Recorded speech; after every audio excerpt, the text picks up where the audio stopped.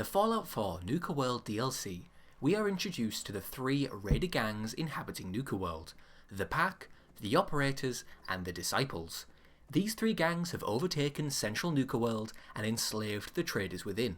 The Nuka World Raiders are a force to be reckoned with, and I wanted to posit a question.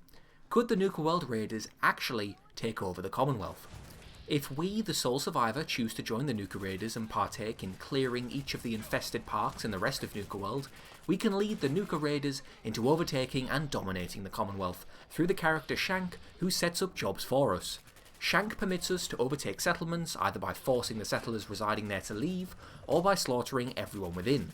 We can also create vassal settlements that are subjugated by a raider gang, and all the output from that settlement, food, water and all resources, they all get immediately diverted to other raider settlements in the Commonwealth.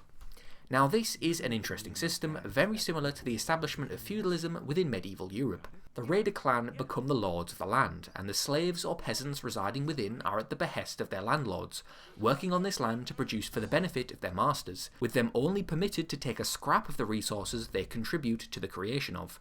In this system, the overboss of the raider gang is a monarch, and the chiefs of each raider group his noble tenants-in-chief. So, after discussing what exactly the raider faction does in the Commonwealth, could it really succeed? The raider faction is the most aggressive out of all the factions in the game, including the Brotherhood and the Institute and all the others. They are the only faction to actually directly invade differing parts of the Commonwealth and straight up take what they want.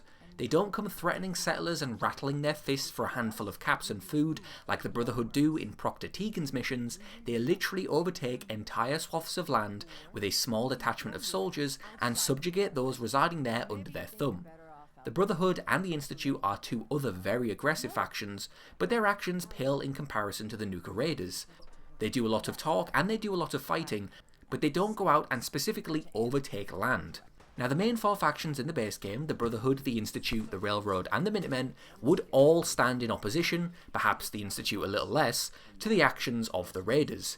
This conjures up a significant problem for the Raiders, for if these factions did not exist, then dominating the weak and fragmented settlements would be a walk in the park. But with the presence of multiple technologically and militaristically advanced factions, overtaking the Commonwealth would be a serious challenge for the Nuka Raiders. The Brotherhood are the technophiles of the wasteland, and a military order hell-bent on control. They certainly would not permit a gang of raiders to advance across the Commonwealth and overtake settlement after settlement, sucking out literal metric tons of resources for the sustenance of their growing army of bloodthirsty savages.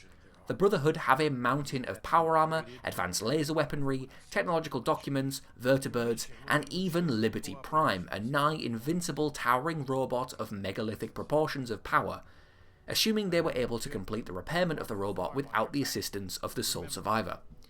The Institute would probably be less concerned with the raider gangs, as they are rather apathetic to surface dwellers and do not see much value in anything residing above their underground utopia. Were the Raiders to interfere with Institute operations, however, their attitude would soon change. The Institute are even more technologically advanced than the Brotherhood, with their synth program allowing them to mass-produce robots capable of following commands and acting as killing machines. Hordes of Gen 1s and Gen 2s have wiped out entire settlements, such as University Point, and all this without the assistance of the even more impressive Gen 3 coursers, who are the best of the best synths, designed to be stronger, faster, and smarter than any real human.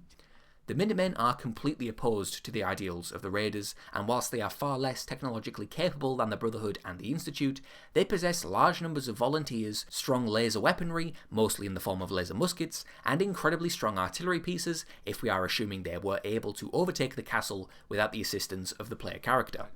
Finally, the Railroad are a faction that would stand in opposition to the Raider gangs, primarily because they would likely not be particularly kind towards synths, although who exactly would the Nuka Raiders be kind to? The Railroad are a secret organisation and have very few members. They do possess strong defensive capabilities, as they are geared towards stealth, and they also have ballistic weave, which increases their durability significantly more than regular armour does. And this is also assuming that they are able to obtain ballistic weave without the assistance of the player character. So we have looked at our opposition, now for the Raiders themselves. The Raiders are a culmination of the three gangs we've already mentioned, but really you only get to choose two of the gangs, as the most neglected one will turn on you after you finish clearing the various parks in Nuka World. In any scenario, the two separate gangs that accompany you into the Commonwealth are both formidable forces. Whether it be the Disciples, the Operators, or the Pack, each has significant numbers and a clear and defined hierarchy. These raiders are not just a ragtag group of miscreants playing in a soda theme park, but a serious military order that has structure, weapons, and power. The handmade rifle is a staple of Nuka World, and it is wielded by most raiders within the area, and this weapon is a significant upgrade to the regular Commonwealth weaponry, likely to be used by some Minutemen members and some railroad agents. The armour of the raiders is fairly strong and formidable, certainly superior to that of regular robotic synths and the Minutemen militia members. However, the defensive capabilities of ballistic weave and power armour far outclass regular raider armour. In terms of numbers, the raiders are a pretty large force, encompassing the entire centre of Nuka World, and if you overtake each park in Nuka World, you can also witness more and more raiders flocking to each of these areas and filling them out. More than this, the numbers witnessed in the raider faction will continuously grow. Bog standard regular raiders in the Commonwealth are witnessed at nearly every turn, meaning it is certainly a career that is not short of applicants. Now, the far better structured and equipped Nuka World Raiders would be far more likely to draw in the masses, as they are the strongest raider faction in the local Commonwealth area, far outclassing every other little party clan of raiders roaming the Commonwealth in droves of half a dozen or so. This means that there will be countless wastelanders flocking to join the ranks of the Nuka Raiders. Additionally, the fact that multiple gangs have coordinated together means that those who perhaps may disagree with the morals and lifestyle of, say, the Disciples would not be forced to join their ranks, but have the option of entering into the fold of the Operators or the Pack. This ensures that there is a diverse recruitment campaign which will undoubtedly increase the numbers of people in the Nuka Raiders. This population is probably the highest out of all the factions in the Commonwealth. The Institute, technically speaking, have an almost unlimited amount of robotic synths to produce, provided they have the right materials, but their production evidently has its limits, because if they could mass produce thousands of synths at once, they would have already done so. The Brotherhood has a lot of members, and many possess significant equipment, but I would wager that the Nuka Raiders could outmatch their numbers. Notoriously, the Brotherhood are extremely racist, and they would straight up slaughter a synth or ghoul if they attempted to join them, which they certainly wouldn't because the Brotherhood are completely opposed to them. The Raiders do not have this problem and couldn't care less about the superficial, nonsensical physical traits of Wastelanders. They only care for caps and power. The Minutemen do have a good recruitment drive similar to the Raiders, but I think it is far more likely that more Wastelanders would rather join a faction of selfish fortune than an altruistic one. This is why we don't see more Minutemen than regular standard raiders in the game. Finally, the Railroad have terrible numbers as previously stated, and the Nuka Raiders would absolutely defeat them in this regard. So after discussing the strengths and weaknesses of each faction, how would an actual invasion of the Commonwealth go for the Nuka Raiders if they attempted this? Well, certainly the initial pushback will be from the Minutemen, who are entirely opposed to the Nuka Raiders' belief system. The Minutemen would certainly be able to do damage to the Nuka Raiders, and I foresee many battles transpiring at settlements that the Raiders have overtaken. I think in the end the Raiders would win simply because of their exploitation of the settlers that they have enslaved and subjugated. The Minutemen are a moral faction that will depend entirely on volunteers or even their own soldiers to provide food and water for their ranks. The Raiders, however, are incredibly selfish and will simply point the barrel of their gun in the face of a group of settlers and force them to produce more and more for the Raider army. The Minutemen cannot win against the Raiders, in my opinion, simply because of the severe difference in morality. It is akin to a boxing match where your opponent simply isn't following any of the rules and is kicking, wrestling, and attacking you with a baseball bat. You cannot win a fight when your opponent will do anything and everything to best you, and you simply won't. Now, don't get me wrong, this will not be an easy victory for the Nuka Raiders, but I would bet that the Minutemen, without the leadership of the sole survivor, would lose to the invading Raiders. I also imagine that many of the surviving Minutemen militia members that became captured by the Raiders would be put to work as slaves on their many settlements to grow the Raiders more food and acquire more resources for their expanding empire. At this point, the Railroad simply has no chance at all if they choose to become involved. Their minuscule numbers would result in their complete evisceration. I imagine the Railroad would eventually get involved if the Nuka Raiders attacked and overtook Bunker Hill or Good Neighbor, both of which are important places for Railroad operations, with Old Man Stockton facilitating synth deliveries in Bunker Hill and the Memory Den serving to wipe the minds of escaped synths in Good Neighbor. There is no scenario where the measly few railroaders could outmatch the huge raider army, all equipped with powerful automatic weapons and quite strong armour. Now, with the destruction of these two factions, this would probably grab the attention of the Brotherhood. If the Raiders were encroaching on more and more land and becoming a serious force, the Brotherhood would not take their chances at all. They are a paranoid faction that would not take kindly to another group hoarding land and thus potential technology. This I foresee as a serious 50-50. Now, you might sit there and think, how on earth do you think an army of raiders, no matter how big their numbers, could take on the ridiculously technologically superior Brotherhood? I would say to you to revisit my statement I made earlier in the video about Proctor Tegan's missions. You see, Proctor Tegan will give the player character missions to go down to the Commonwealth and visit settlements and force the inhabitants with violence or intimidation to hand over their crops to donate to the Brotherhood. Tegan says that this is a better alternative to starving, heavily indicating that the Brotherhood have absolutely no self-resource production and would completely capitulate without outside food supply. Logically, in the game, we see this as well. The Brotherhood have no food cultivation grounds in their airport base, nor on the Pridwin. They have nothing at all to supply their soldiers with nutrition and thus rely entirely on settlements to provide them with sustenance. This is probably another potential trigger for the Brotherhood to get involved with the Nuka Raiders, as if they saw settlements that were their sole source of food become overtaken and their food supply halted, they would be forced to intervene. Depending on how expansive the Raider territory has become, it may be a complete wrap for the Brotherhood, as if they have no access to food, they will crumble in a matter of weeks. If the Raiders could hold off the Brotherhood's advances to their settlements, or simply destroy the food crops there and retreat to some other land, then the Brotherhood would really stand no chance, as their soldiers would wither away.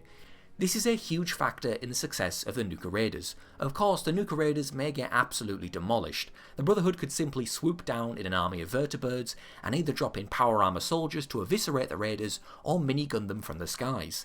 They could even let loose Liberty Prime to literally obliterate them into a steaming pile of ash. This is a tough one, as the military of the Brotherhood is clearly leagues ahead of the Raiders, but their fundamental lack of resources is their undoing if the Raiders play their cards right.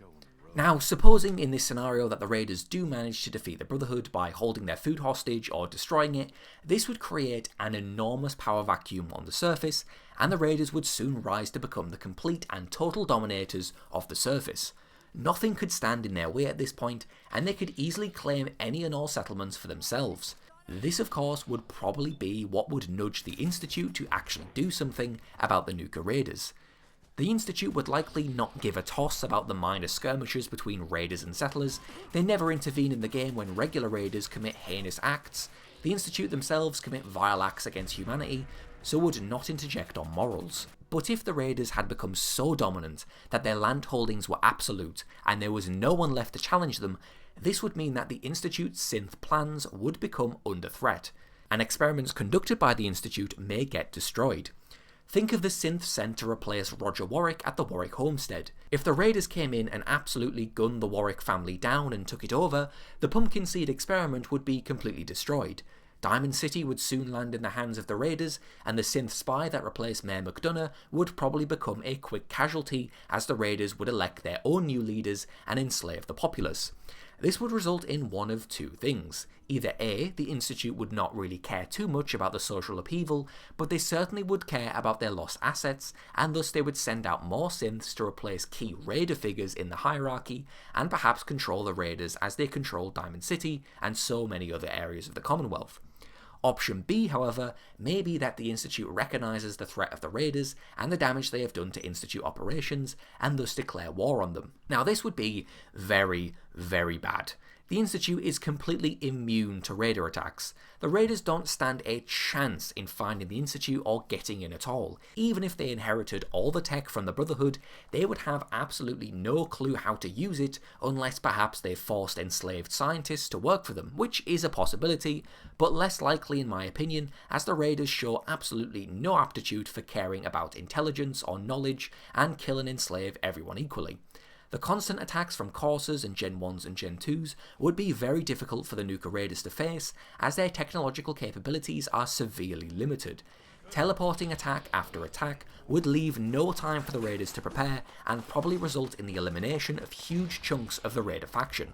The Raiders are entirely driven by caps and greed. No part of their faction has a dedicated section to science or understanding or planning. It really is all about looting and pillaging, and this is a really strong asset against regular humans who you are battling, but not against teleporting robots from a faction you have no clue where they are. I can't foresee a reality where the Nuka Raiders could ever defeat the Institute. They are not intelligent enough at all, and they lack the fundamentals that the other factions had that enabled them an in to fight the Institute. So to conclude, I do believe that the Nuka Raiders stand a real chance at taking the Commonwealth.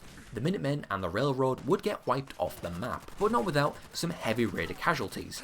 The Brotherhood could potentially be defeated by them if the Raiders used their thinking caps and held onto their food, starving out the faction. But the Institute is leagues ahead of the Raiders and would probably be their undoing. It would be really difficult to fight an invisible faction that uses teleporting robots. So I hope you did enjoy this video. If you did enjoy, please make sure to leave a like and subscribe to the channel. If you agreed with me, then also let me know in the comment section down below. But if you disagreed with me, let me know in the comment section down below. On this channel, we are all about discourse and we are all about hearing differing opinions. Thank you again for watching, and I will see you all in the next one in a bit.